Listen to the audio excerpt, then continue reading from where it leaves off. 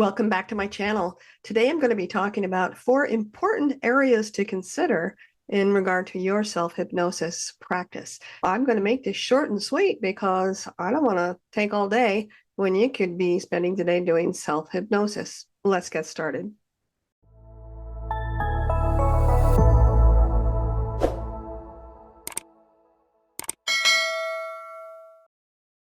The first consideration I want to talk about is your environment.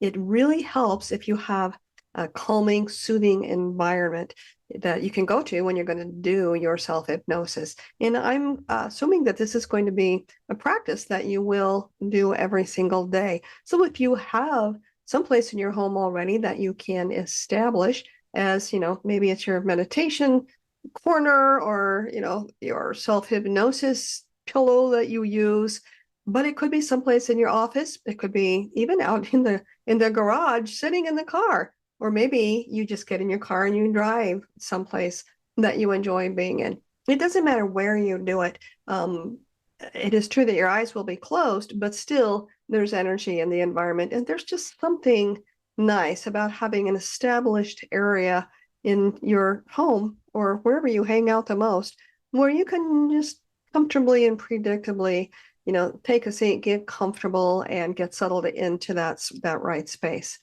Now, I personally do my best work with self-hypnosis sitting in a chair just like this one right here, because to me, it's most comfortable to have my back supported, my head supported, my feet flat on the floor, and that's what works for me. Some people like to sit on the floor cross-legged in a lotus position, or maybe in a recliner like that one back there with your legs propped up. Some people sit in the bed with their back against the headboard or the wall and their legs stretched out comfortably in front of them. It does not matter. All that matters is that you have a place that you like. And you can change positions in the middle of this too, I want to add. You can start with, sitting on the floor and then with your legs crossed. And then after a little while, if you want to scoot back to the wall and stretch your legs out, that does not hurt a thing at all. You don't have to start over if that's what happens. But your environment's important. You want some place with low lights, some place that's quiet where you will not be disturbed. And maybe it will help you to put some earbuds in with some nice background music. Use an eye mask if it's too bright in your environment, but choose some place that you can use consistently. And I think that is really important. Someplace consistently. I know that one of my clients right now that I'm working with, she does it every day at work on her break time. And she's in the break room and she's perfectly fine with sitting in a comfortable chair and just closing her eyes, putting on her earbuds. And, people see that she's got her eyes closed and she's got earbuds in. They're not going to go disturb her, and they're respectful and quiet in that space. I don't know that everybody's quite that lucky, but it works for her. So find an environment that works for you. And be comfortable, low lights, quiet, someplace you can use consistently. And that's all I'm going to say about environment. I could go on, and I do in other videos. So please, if you haven't looked at my other videos, I do address self-hypnosis in much greater detail. This is the short one. This is kind of self-hypnosis in a nutshell. I don't want to take too much of your time, but that's it. That first one is about environment. So first of all, let me just tell you, if you have not subscribed to my channel, please do so. If you have, thank you, thank you. Thanks for watching another video and keeping up with me. I appreciate you very much. So give me a thumbs up, drop some comments below, and especially if you have questions about self-hypnosis and how this works, because I do like to help answer questions about that. But okay, we finished number 1. Let's take a look at the second important thing you want to consider in your self-hypnosis practice. And this one has to do with the best time of day for you. What is the best time of day to do your self-hypnosis? I think it's funny because I ask my clients all the time, are you a morning person or a night person? And if you are like, I'm a night person, and that means in the morning, I'm slow to wake up. So a lot of people will say, well, I'm really slow to wake up, so maybe I should do my hypnosis at night. And the answer is no, just the opposite. The reason you are slow to wake up is because you're spending a little bit of time in that theta state as you're waking up. You're slow to get through that theta state. And that just happens to be the brainwave state that is associated with hypnosis and meditation as well. So if you're slow to wake up, morning is the best time of day for you. Excuse me. If, on the other hand, you wake up in the morning and, boom, you hit the ground running, morning is not the best time for you. I'm going to encourage you to do your self-hypnosis later in the evening, perhaps after dinner, after dishes, maybe even after you've got kids in bed, and but not right at bedtime, because you're going to be too tired and you're going to fall all the way asleep, which is great. Nothing wrong with going to sleep, but I don't want you to go to sleep while you're trying to do self-hypnosis. So if you do find that you're falling all the way asleep, make yourself less comfortable. But for those of you that are morning people and you wake up bright-eyed and bushy-tailed, first of all, where did you come from? But second of all, evening is going to be your best bet. Now, here's something to consider. You may find that on the weekends, morning's best for you, but on the work days, evenings are best for you, and that's okay. You can change it up. And honestly, you're going to have some days where your lifestyle is just so crazy and busy and so much going on that neither one of those was a good fit for a particular day here and there. If that's the case, no worries. Just choose a time during the day when you can kind of check out, be off duty, and truly let go of thinking of anything if you can. Sometimes people can't, but usually you kind of get that little sleepy thing going on during the day for just a little bit. That can be a good time for you to do it kind of as a last resort. I wouldn't use that as my go-to all the time, but if it works for you, then you can. So just find what works for you. It's not the same for everybody, but it is important to choose the right time. So that was the second important thing to think about with your self-hypnosis practice. The third one is all about the giving of suggestions.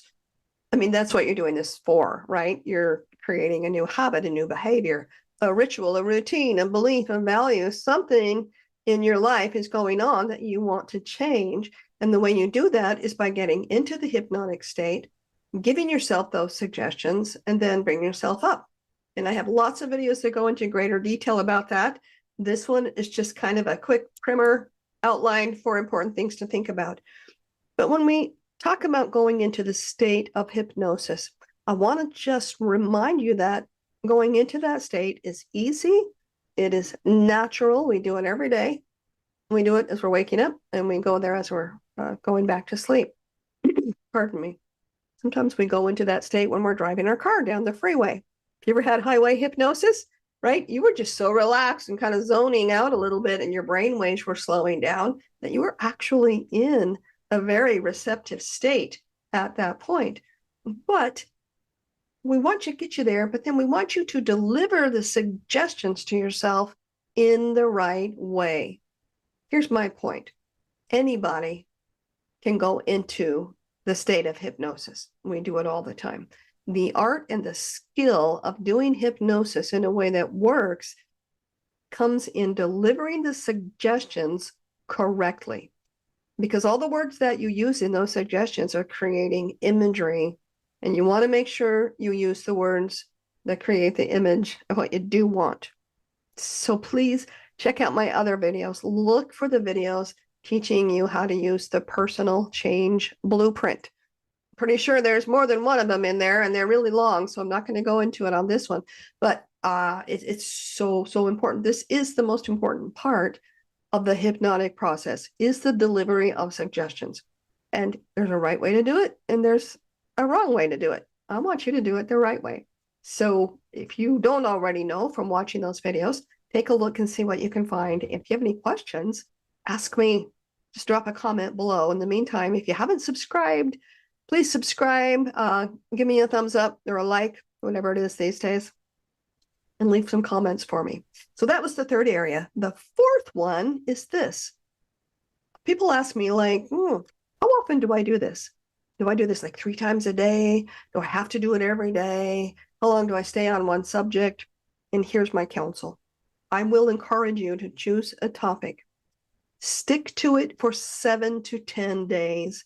And please do your self-hypnosis every single day. for 7 to 10 days on that topic.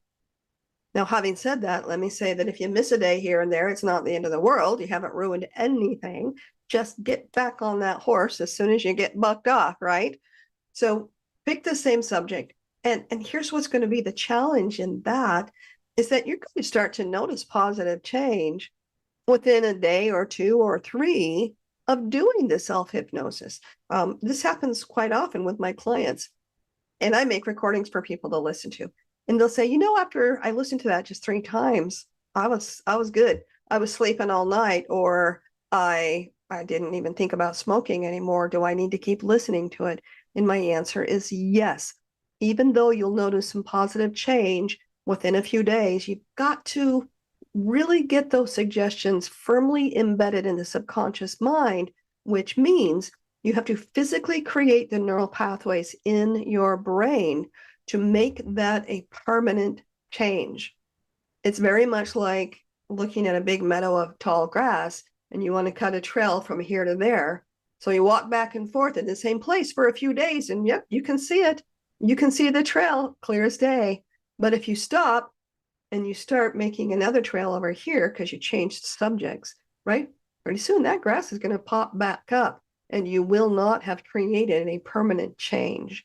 So I want you to create a permanent change by listening. Pardon me, you're not listening to a recording unless you make one for yourself.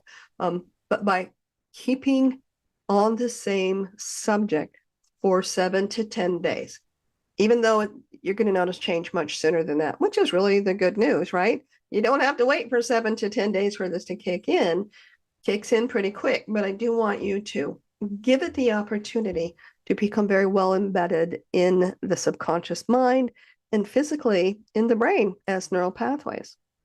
So those are 4 very important considerations about self-hypnosis. There's a lot more to it, and I have videos that go into great detail about all 4 of these and many more ideas as well. But if you've got those and you just kind of needed a quick outline for remembering about this, I hope this is sufficient for you. Let me know what you think about it. Let me know if you have any questions about self-hypnosis, about creating suggestions. Maybe you're doing it and something's going on and you're not sure if that's normal or if that's okay. So shoot me a question. Let me help you out with this, because this is a game changer. I want you to do this every single day, because 8 to 10 minutes a day doing self-hypnosis can help you create the life you want for yourself. So why not? Why not learn how to do self-hypnosis and take control of your daily life experience? You can do it, and you can get started right here, right now.